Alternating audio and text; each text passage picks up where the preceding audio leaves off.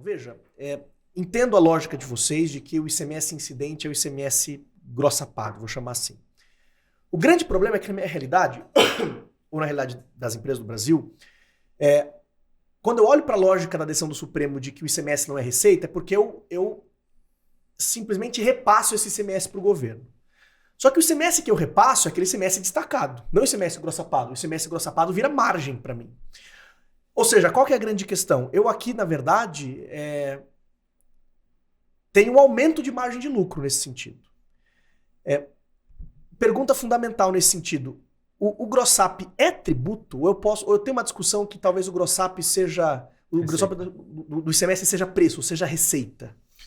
Guilherme, numa perspectiva futura, tá? Quando você vai formar o seu preço, se você fizer a metodologia de cálculo no qual você grossapa o ICMS, o PIS e a COFINS, e depois você exclui o ICMS, você vai chegar num preço diferente do que naquele que você tinha na metodologia antiga, lá em 2017, no qual você grossapava tudo. É um fato, né? A diferença, efetivamente, é o valor do ICMS. Esse valor do ICMS não necessariamente você recolheu aos cofres públicos. Primeiro, porque ele pode ter sido compensado com débito. Segundo, porque ele pode ter algum benefício fiscal no seu livro de apuração, né? Que essa era a grande discussão. Eu posso chamar de ICMS um valor que eu não repasso aos cofres públicos estaduais? Dos embargos de declaração já decidiu que sim, né? Que o ICMS é aquele que você faz, de fato, o grossap para fins do cálculo do PIS e da COFINS. Isso considerando a primeira metodologia de exclusão e o cálculo original. A gente compara a primeira metodologia de exclusão com a segunda metodologia de exclusão, que é a não inclusão no grossap, você também tem uma variação com relação ao valor do preço ali do produto. Tá? Em todos esses cenários, tanto na primeira metodologia quanto na segunda metodologia, você poderia optar por manter o seu preço.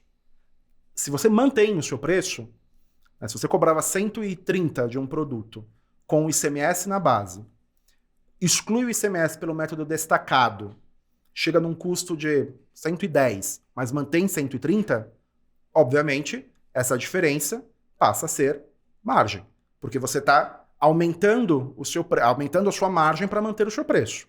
A mesma coisa com relação ao terceiro método. Se você faz a efetiva exclusão do ICMS por uma não inclusão na base de cálculo, você também vai chegar num custo tributário menor. Se você opta por manter o seu preço, obviamente aquilo vai ser tributado pelo PIS e pela COFINS, uma perspectiva futura, porque aquilo é margem, né? Então, na nossa visão, o que a gente tem que analisar, de fato, é a natureza jurídica.